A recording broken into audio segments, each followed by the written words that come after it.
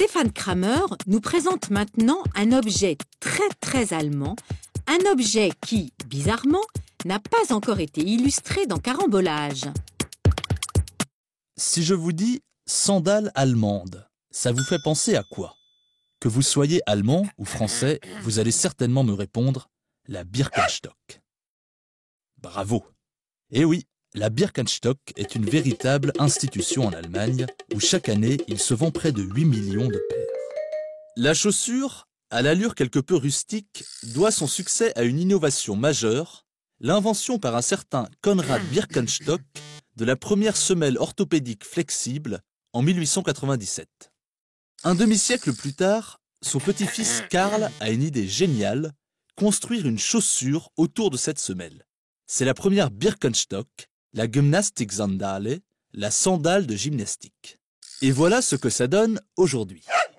La semelle intérieure est creuse, elle contourne et maintient merveilleusement bien le pied, la voûte plantaire est soutenue par ce gros bourrelet, et même les doigts de pied ont un petit bourrelet censé leur permettre un meilleur mouvement en marchant. La Birkenstock est à l'allemand ce que la charentaise est au français, le confort à la maison après une dure journée de labeur. Mais là où la différence entre les Français et les Allemands est notable, c'est que les Français, eux, ne portent pas leur charentaise dans la rue. La manie des Birkenstock date des années 70. À l'époque, l'Allemagne redécouvre les vertus d'une vie saine grâce au mouvement alternatif et protestataire.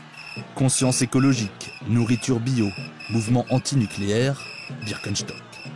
Oui, la Birkenstock, modèle anti-chic et donc contestataire par excellence, trouve tout naturellement sa place dans ce nouveau système de valeurs qui, en Allemagne, fait alors tache d'huile.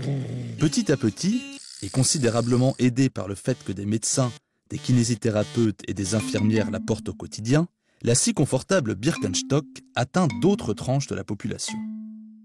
Vous le savez, les Allemands aiment voyager. Alors bientôt, de la Grande Pyramide à la Statue de la Liberté, de la Tour Eiffel à Big Ben, les pieds des touristes allemands acquièrent la réputation d'être les moins élégants du monde. Et les pauvres Allemands deviennent source de moqueries. Porter des chaussures aussi laides, avec des soquettes blanches de surcroît, est une entorse au bon goût que surtout les Français n'auraient jamais cru possible. Mais cela ne dure pas. Car dans les années 90, les créateurs de mode Jean-Paul Gaultier et Paco Rabanne osent l'inimaginable, mettre des Birkenstock au pied de leurs mannequins. Pour les Français, la vision d'une Birkenstock sur un podium de défilé est un coup de semonce. Soudain, leur conception du beau chancelle.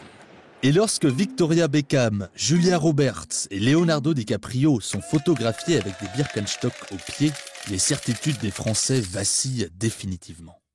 Ce qui doit arriver arrive. La fashion victime française adopte la Birkenstock, encore si inavouable il y a quelques années. Et lorsqu'ils découvrent la chose aux pieds des Français, les quelques Allemands qui refusaient encore de porter cette sandale babacool se mettent eux aussi à réviser leur conception esthétique.